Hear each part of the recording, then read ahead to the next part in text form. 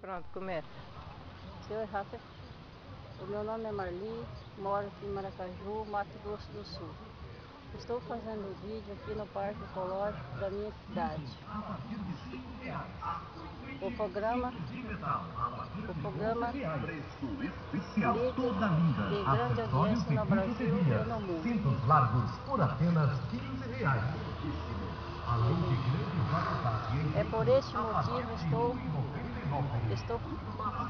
estou fazendo um grande... variedade em pulseiras em promoção com preços incríveis. É por esse motivo meu grande sonho é entrar nessa casa, a mais vigiada. É por esse o meu grande motivo entrar nessa casa. Então vamos começar de novo. Tá dando. Limpa o suor, assim, ó. Não, eu não ligo não, Marli. Eu já fiz tudo o meu serviço. Você não tem serviço lá, não? Não, eu já fiz tudo.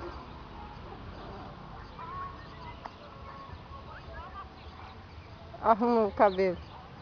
Não espantalhou? Não. Esse vídeo se eu entrar nesse negócio lá, né? Se você achar que é a primeira a ganhar comigo. Porque eu não tô vindo trabalhando. Fica em cima aqui, ó. Fica em cima. Fica bem baixo, não pode ser meu sapato. Não, mas eu não tô tirando do seu sapato. Aí. Começando. O que vamos passar nisso? Você tem que ignorar as pessoas, Marli. Tá. O meu nome é Marli. Só que fala olhando na câmera. Opa.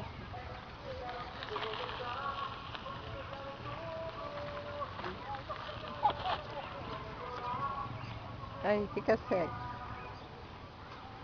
Olha aqui, ó. O meu nome é Marli, moro aqui em Maracaju, Mato Grosso do Sul. Estou fazendo um vídeo aqui no Parque Ecológico na minha cidade, que é um programa líder de grande audiência no Brasil e no mundo. É por este motivo, meu grande sonho é entrar nesta casa, a mais vigiada. Mas para isso, eu estou pedindo uma oportunidade, somente vocês do BBB poderiam me dar.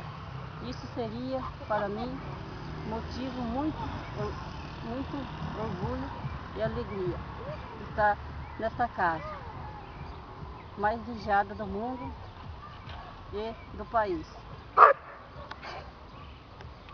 Eu vou ter que gravar outro. Deu 4 minutos. Tem que dar mais ou menos 3 minutos. Deu 2 minutos e 57. Aí depois ele pega esse mesmo pedaço e coloca. Aí depois ele corrige lá. Queria no pedaço, andando.